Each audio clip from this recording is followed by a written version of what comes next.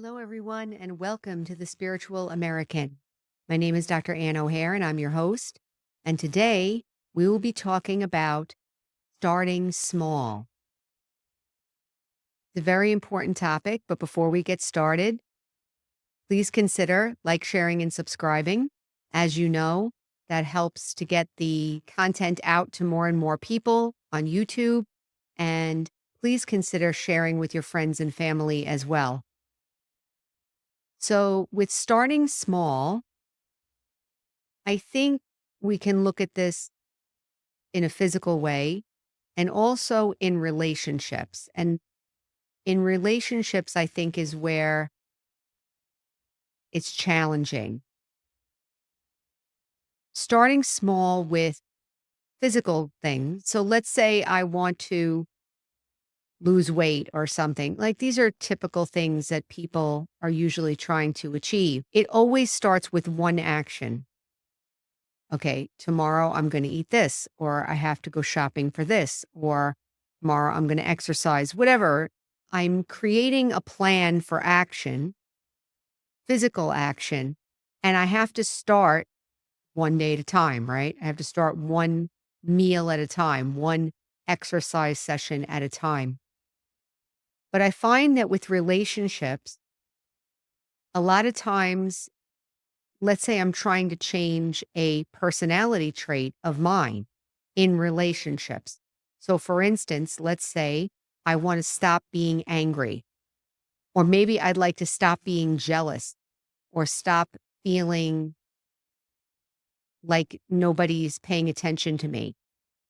Like maybe I want attention, or I don't feel seen, or I don't feel appreciated. Maybe I'd like to stop that. So, starting small would mean don't try to change it right away in the relationship where it is most intense. So, for instance, if I say, I want to feel more empowered in my life, and I'm in a,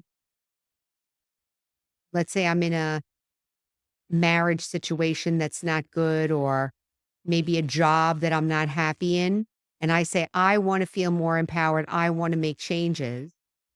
Maybe I can start making changes and start feeling empowered in other ways before I tackle the big things. That's not to say that I allow the situation to become abusive or dangerous or self destructive. So, nothing like that. But sometimes I find that we get motivated to change something, and then we start trying to change the most intense version that we have of it. So I find that sometimes we feel like we want to change something and we get very enthusiastic. Maybe we have a realization that we'd like to change some aspect of our personality, and we want to go right to the relationship where it's showing up the most painful to try to change it. So this episode is about how can I start small and help myself build up the new personality trait or get over the old personality trait. Because the principle is that even though I may not be working on the big where it's showing up the most, like in that relationship or with that family member or in the job or in this aspect of my physical health, if that is the place where it's causing the most pain, sometimes it's better to start somewhere else and get a little bit of success. So, for instance, let's say I find myself very frustrated at work and maybe I'm complaining at work or so forth. And I would like to stop complaining, but I can't seem to stop. And so in my life, I can say that there is some aspect of my personality that keeps coming back at work. And I'm working on it because it seems like I have this impulsiveness. And whenever there's certain circumstances at work, that impulsiveness comes out. And I find that's true in other areas as well. So what I'm doing now is I'm working on not being impulsive in areas that aren't so attractive or charged. So maybe it would be at home or it would be with a family gathering or it would be so use the same issue, but work on it in a place that's not so emotionally charged. Let's add a little bit more understanding there.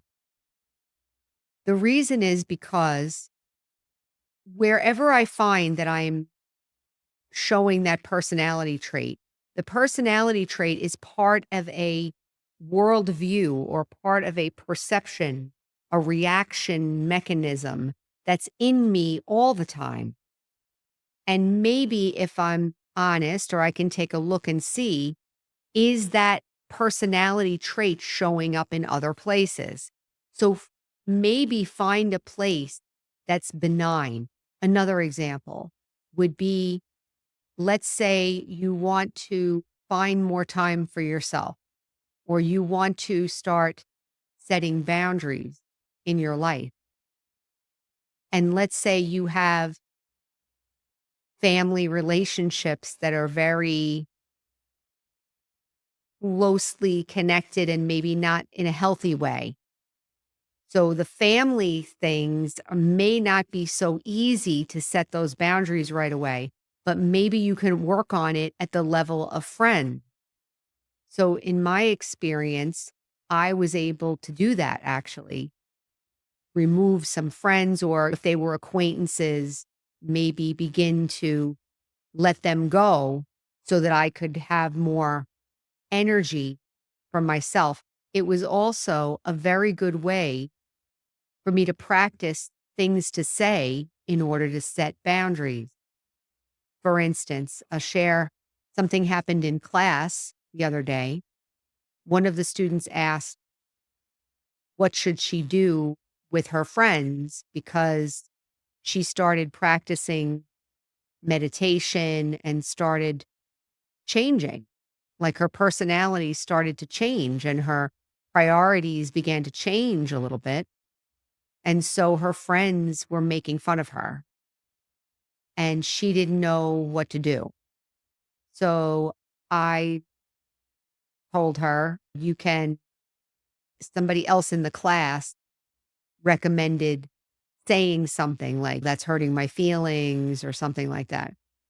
And I said, well, you can also practice just removing yourself from the situation and say, excuse me, I have to go, see you guys later. I have to go now.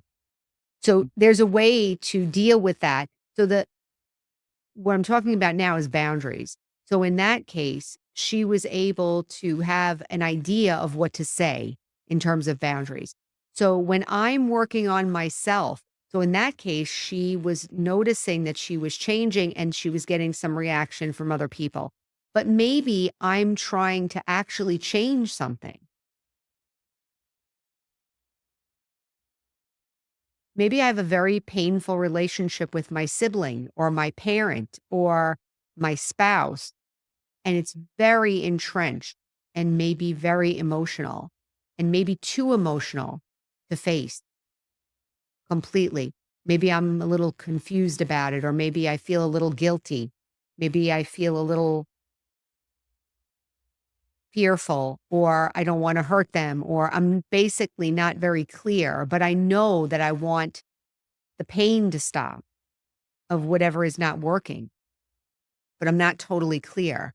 So maybe I could work on that with other relationships. Maybe I can help myself learn how to set boundaries. Maybe I can start prioritizing my own self care. Maybe I can start studying. In other words, when something in our life is glaring us in the face, like it's hurting, sometimes we have to get away from it right away, but sometimes we can't for one reason or another. We can't walk away immediately. If it's family, very difficult. I know there are situations out there where people go no contact and things like that, and that's fine. There are times for that too. But in this case, I'm saying that you can help yourself by practicing the same solution in more benign areas at work with acquaintances, coworkers. And what that does, the spiritual principle behind that is that when you start to change that personality trait, like balancing out boundaries with, let's say,